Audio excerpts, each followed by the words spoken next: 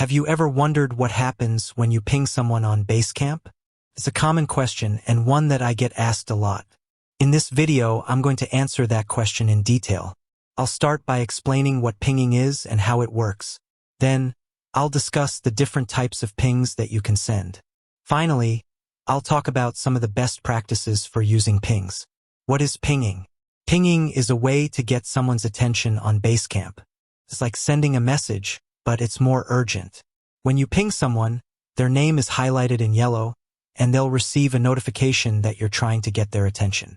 How does pinging work? When you ping someone, Basecamp sends them an email notification. The email will include your name, the name of the project you're working on, and the message that you sent. Types of pings. There are 3 types of pings that you can send on Basecamp. Simple pings. These are the most basic type of ping. They're just a way to get someone's attention and let them know that you need their help. Urgent pings. These are for when you need someone's attention immediately. They're highlighted in red, and the recipient will receive a notification that their attention is urgently needed. Critical pings.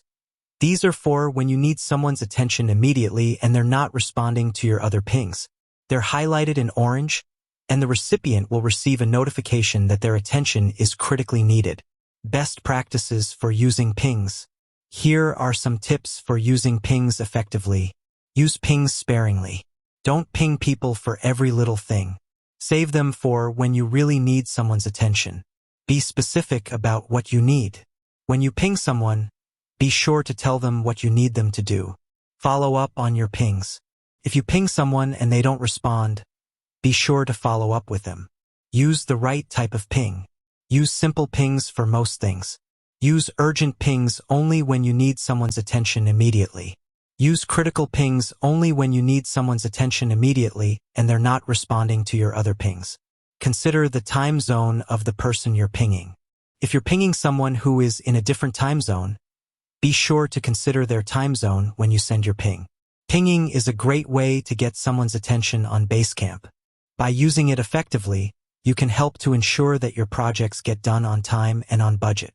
I hope this video has helped you to understand how pinging works on Basecamp. If you have any questions, please leave a comment below. If you're looking for a powerful project management tool, I encourage you to try Basecamp. You can sign up for a free trial today. Thank you for watching.